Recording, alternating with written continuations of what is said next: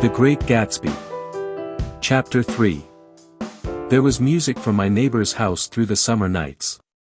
In his blue gardens men and girls came and went like moths among the whisperings and the champagne and the stars.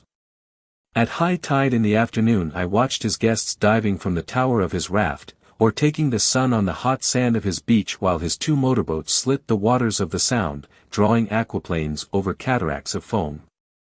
On weekends his Rolls-Royce became an omnibus, bearing parties to and from the city between 9 in the morning and long past midnight, while his station wagon scampered like a brisk yellow bug to meet all trains. And on Mondays 8 servants, including an extra gardener, toiled all day with mops and scrubbing brushes and hammers and garden shears, repairing the ravages of the night before. Every Friday 5 crates of oranges and lemons arrived from a fruiterer in New York. Every Monday these same oranges and lemons left his back door in a pyramid of pulpless halves. There was a machine in the kitchen which could extract the juice of 200 oranges in half an hour if a little button was pressed 200 times by a butler's thumb. At least once a fortnight a corps of caterers came down with several hundred feet of canvas and enough colored lights to make a Christmas tree of Gatsby's enormous garden. On buffet tables, garnished with glistening hors d'oeuvre, spiced baked hams crowded against salads of harlequin designs and pastry pigs and turkeys bewitched to a dark gold. In the main hall a bar with a real brass rail was set up, and stocked with gins and liquors and with cordials so long forgotten that most of his female guests were too young to know one from another.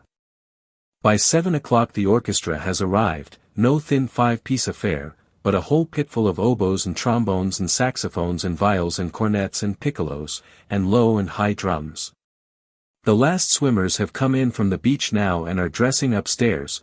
The cars from New York are parked 5 deep in the drive, and already the halls and salons and verandas are gaudy with primary colors, and hair bobbed in strange new ways, and shawls beyond the dreams of Castile.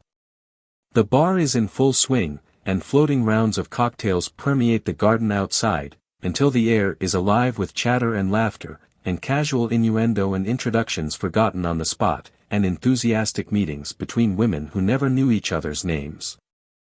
The lights grow brighter as the earth lurches away from the sun, and now the orchestra is playing yellow cocktail music, and the opera of voices pitches a key higher. Laughter is easier minute by minute, spilled with prodigality, tipped out at a cheerful word. The groups change more swiftly, swell with new arrivals, dissolve and form in the same breath. Already there are wanderers, confident girls who weave here and there among the stouter and more stable, become for a sharp, joyous moment the center of a group, and then, excited with triumph, glide on through the sea change of faces and voices and color under the constantly changing light. Suddenly one of these gypsies, in trembling opal, seizes a cocktail out of the air, dumps it down for courage and, moving her hands like Frisco, dances out alone on the canvas platform. A momentary hush, the orchestra leader varies his rhythm obligingly for her, and there is a burst of chatter as the erroneous news goes around that she is Gilda Gray's understudy from the Follies. The party has begun. I believe that on the first night I went to Gatsby's house I was one of the few guests who had actually been invited. People were not invited, they went there. They got into automobiles which bore them out to Long Island, and somehow they ended up at Gatsby's door. Once there they were introduced by somebody who knew Gatsby, and after that they conducted themselves according to the rules of behavior associated with an amusement park. Sometimes they came and went without having met Gatsby at all, came for the party with a simplicity of heart that was its own ticket of admission. I had been actually invited. A chauffeur in a uniform of robin's egg blue crossed my lawn early that Saturday morning with a surprisingly formal note from his employer. The honor would be entirely Gatsby's, it said, if I would attend his little party that night.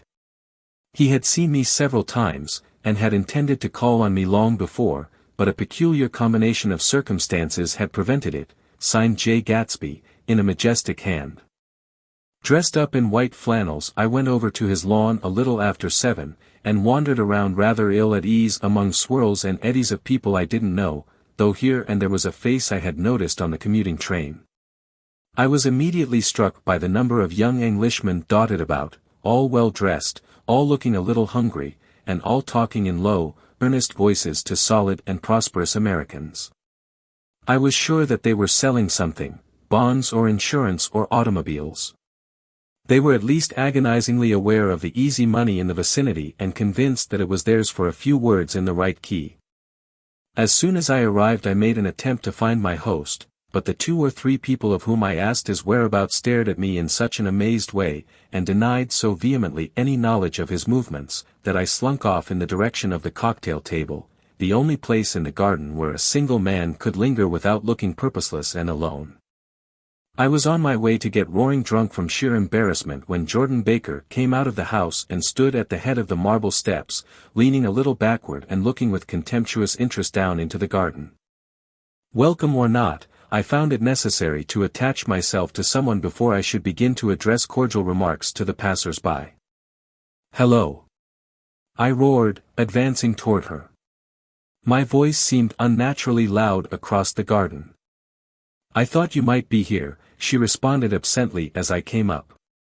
"I remembered you lived next door to." She held my hand impersonally, as a promise that she'd take care of me in a minute, and gave ear to 2 girls in twin yellow dresses, who stopped at the foot of the steps. "Hello," they cried together. "Sorry you didn't win." That was for the golf tournament. She had lost in the finals the week before. "You don't know who we are," said one of the girls in yellow, "but we met you here about a month ago." "You've dyed your hair since then," remarked Jordan, and I started, but the girls had moved casually on and her remark was addressed to the premature moon, produced like the supper, no doubt, out of a caterer's basket. With Jordan's slender golden arm resting in mine, we descended the steps and sauntered about the garden. A tray of cocktails floated at us through the twilight, and we sat down at a table with the 2 girls in yellow and 3 men, each one introduced to us as Mr. Mumble. "Do you come to these parties often?" inquired Jordan of the girl beside her. "The last one was the one I met you at," answered the girl, in an alert confident voice. She turned to her companion. "Wasn't it for you, Lucille?" "It was for Lucille, too." "I like to come," Lucille said. "I never care what I do, so I always have a good time. When I was here last I tore my gown on a chair, and he asked me my name and address. Inside of a week I got a package from Croyer's with a new evening gown in it."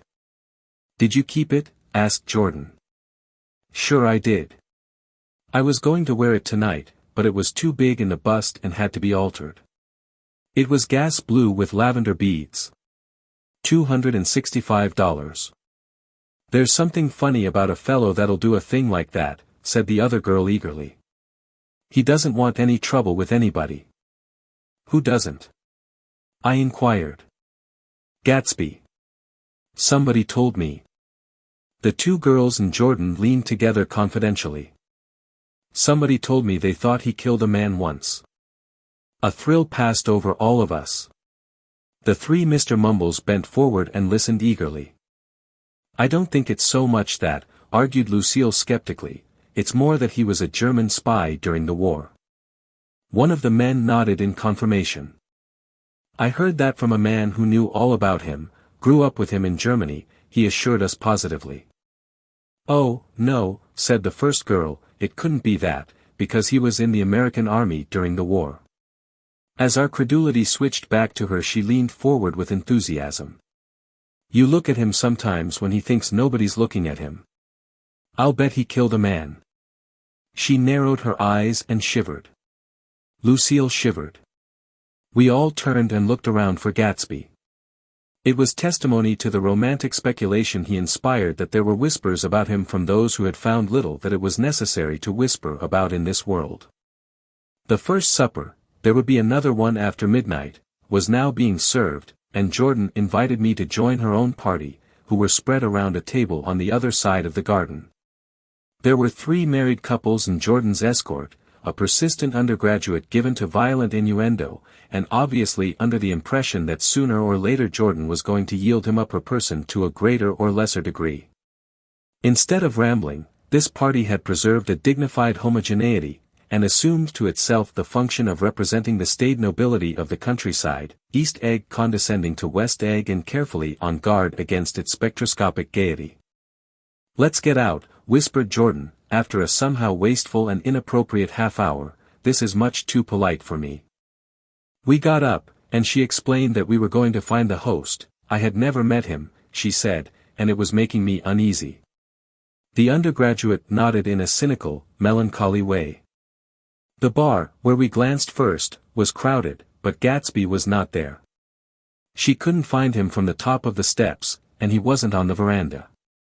On a chance we tried an important-looking door, and walked into a high Gothic library, panelled with carved English oak, and probably transported complete from some ruin overseas. A stout, middle-aged man, with enormous owl-eyed spectacles, was sitting somewhat drunk on the edge of a great table, staring with unsteady concentration at the shelves of books. As we entered he wheeled excitedly around and examined Jordan from head to foot. "What do you think?" he demanded impetuously. "About what?" He waved his hand toward the bookshelves. "About that. As a matter of fact you needn't bother to ascertain." I ascertained. "They're real." "The books?" He nodded. "Absolutely real, have pages and everything. I thought they'd be a nice durable cardboard. Matter of fact, they're absolutely real. Pages and, here. Lemme show you." Taking our skepticism for granted, he rushed to the bookcases and returned with volume 1 of the Stoddard Lectures. "See," he cried triumphantly. "It's a bona fide piece of printed matter. It fooled me. This fella's a regular Belasco. It's a triumph. What thoroughness. What realism. Knew when to stop, too, didn't cut the pages. But what do you want? What do you expect?" He snatched the book from me and replaced it hastily on its shelf, muttering that if one brick was removed the whole library was liable to collapse. "Who brought you?" he demanded. "Or did you just come?" "I was brought." Most people were brought. Jordan looked at him alertly, cheerfully, without answering. "I was brought by a woman named Roosevelt," he continued. "Mrs. Claude Roosevelt. Do you know her?" "I met her somewhere last night. I've been drunk for about a week now, and I thought it might sober me up to sit in a library." "Has it?" "A little bit, I think.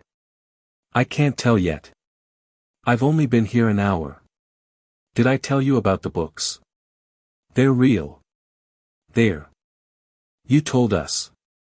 We shook hands with him gravely and went back outdoors.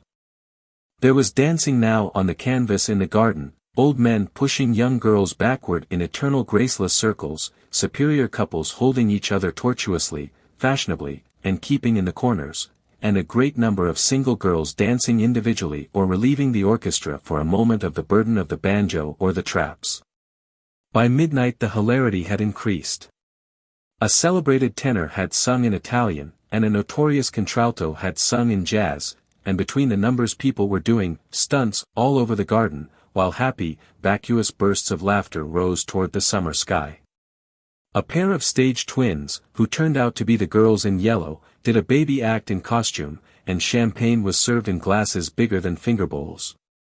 The moon had risen higher, and floating in the sound was a triangle of silver scales, trembling a little to the stiff, tinny drip of the banjos on the lawn. I was still with Jordan Baker. We were sitting at a table with a man of about my age and a rowdy little girl, who gave way upon the slightest provocation to uncontrollable laughter. I was enjoying myself now.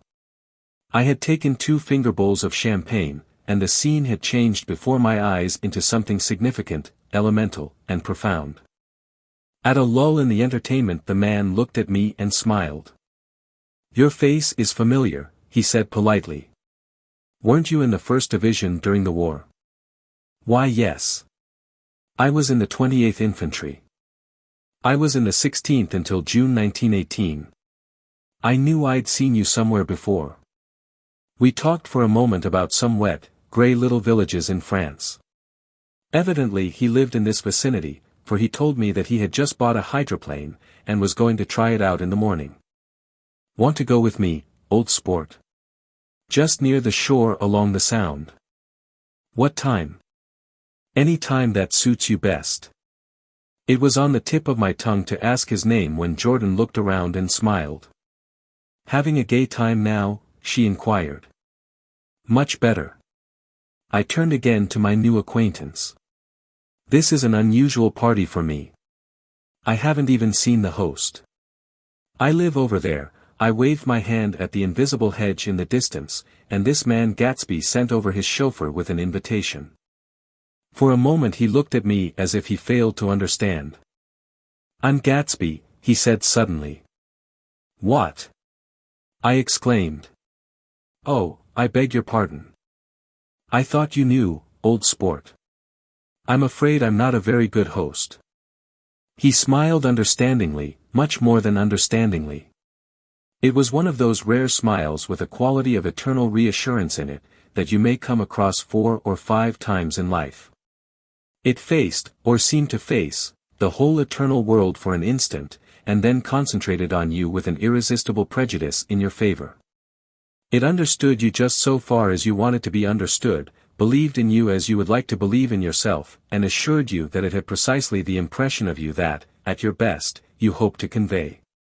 Precisely at that point it vanished, and I was looking at an elegant young roughneck, a year or 2 over 30, whose elaborate formality of speech just missed being absurd. Some time before he introduced himself I'd got a strong impression that he was picking his words with care. Almost at the moment when Mr. Gatsby identified himself, a butler hurried toward him with the information that Chicago was calling him on the wire. He excused himself with a small bow that included each of us in turn. "If you want anything just ask for it, old sport," he urged me. "Excuse me. I will rejoin you later." When he was gone I turned immediately to Jordan, constrained to assure her of my surprise. I had expected that Mr. Gatsby would be a florid and corpulent person in his middle years. "Who is he?" I demanded. "Do you know?" "He's just a man named Gatsby." "Where is he from, I mean? And what does he do?" "Now you're started on the subject," she answered with a wan smile. "Well, he told me once he was an Oxford man." A dim background started to take shape behind him, but at her next remark it faded away. "However, I don't believe it." "Why not?" "I don't know," she insisted, "I just don't think he went there." Something in her tone reminded me of the other girls. "I think he killed a man," and had the effect of stimulating my curiosity.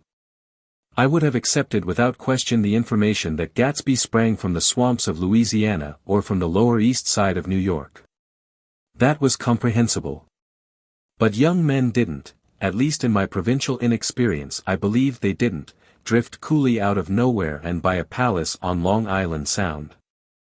"Anyhow, he gives large parties," said Jordan, changing the subject with an urban distaste for the concrete. "And I like large parties. They're so intimate. At small parties there isn't any privacy." There was the boom of a bass drum, and the voice of the orchestra leader rang out suddenly above the echolalia of the garden. "Ladies and gentlemen," he cried. "At the request of Mr. Gatsby we are going to play for you Mr. Vladimir Tostof's latest work, which attracted so much attention at Carnegie Hall last May. If you read the papers you know there was a big sensation." He smiled with jovial condescension, and added, "Some sensation." Whereupon everybody laughed. "The piece is known," he concluded lustily, "as Vladimir Tostof's Jazz History of the World." The nature of Mr. Tostof's composition eluded me, because just as it began my eyes fell on Gatsby, standing alone on the marble steps and looking from one group to another with approving eyes. His tanned skin was drawn attractively tight on his face and his short hair looked as though it were trimmed every day. I could see nothing sinister about him. I wondered if the fact that he was not drinking helped to set him off from his guests, for it seemed to me that he grew more correct as the fraternal hilarity increased. When the Jazz History of the World was over, girls were putting their heads on men's shoulders in a puppyish, convivial way. Girls were swooning backward playfully into men's arms, even into groups, knowing that someone would arrest their falls, but no one swooned backward on Gatsby, and no French bob touched Gatsby's shoulder, and no singing quartets were formed with Gatsby's head for one link. "I beg your pardon." Gatsby's butler was suddenly standing beside us. "Miss Baker," he inquired. "I beg your pardon, but Mr. Gatsby would like to speak to you alone." "With me?" she exclaimed in surprise. "Yes, madam." She got up slowly, raising her eyebrows at me in astonishment, and followed the butler toward the house. I noticed that she wore her evening dress, all her dresses, like sports clothes. There was a jauntiness about her movements as if she had first learned to walk upon golf courses on clean, crisp mornings. I was alone and it was almost 2. For some time confused and intriguing sounds had issued from a long, many-windowed room which overhung the terrace. Eluding Jordan's undergraduate, who was now engaged in an obstetrical conversation with 2 chorus girls, and who implored me to join him, I went inside. The large room was full of people. One of the girls in yellow was playing the piano, and beside her stood a tall, red-haired young lady from a famous chorus, engaged in song. She had drunk a quantity of champagne, and during the course of her song she had decided, ineptly, that everything was very, very sad. She was not only singing, she was weeping too. Whenever there was a pause in the song she filled it with gasping, broken sobs, and then took up the lyric again in a quavering soprano. The tears coursed down her cheeks, not freely, however, for when they came into contact with her heavily beaded eyelashes they assumed an inky color, and pursued the rest of their way in slow black rivulets. A humorous suggestion was made that she sing the notes on her face, whereupon she threw up her hands, sank into a chair, and went off into a deep vinous sleep. "She had a fight with a man who says he's her husband," explained a girl at my elbow. I looked around. Most of the remaining women were now having fights with men said to be their husbands. Even Jordan's party, the quartet from East Egg, were rent asunder by dissension. One of the men was talking with curious intensity to a young actress, and his wife, after attempting to laugh at the situation in a dignified and indifferent way, broke down entirely and resorted to flank attacks. At intervals she appeared suddenly at his side like an angry diamond, and hissed, "You promised," into his ear. The reluctance to go home was not confined to wayward men. The hall was at present occupied by 2 deplorably sober men and their highly indignant wives. The wives were sympathizing with each other in slightly raised voices. "Whenever he sees I'm having a good time he wants to go home. Never heard anything so selfish in my life. We're always the first ones to leave." "So are we." "Well, we're almost the last tonight," said one of the men sheepishly. "The orchestra left half an hour ago." In spite of the wives' agreement that such malevolence was beyond credibility, the dispute ended in a short struggle, and both wives were lifted, kicking, into the night. As I waited for my hat in the hall the door of the library opened and Jordan Baker and Gatsby came out together. He was saying some last word to her, but the eagerness in his manner tightened abruptly into formality as several people approached him to say goodbye. Jordan's party were calling impatiently to her from the porch, but she lingered for a moment to shake hands. "I've just heard the most amazing thing," she whispered. "How long were we in there?" "Why, about an hour." "It was, simply amazing," she repeated abstractedly. "But I swore I wouldn't tell it and here I am tantalizing you."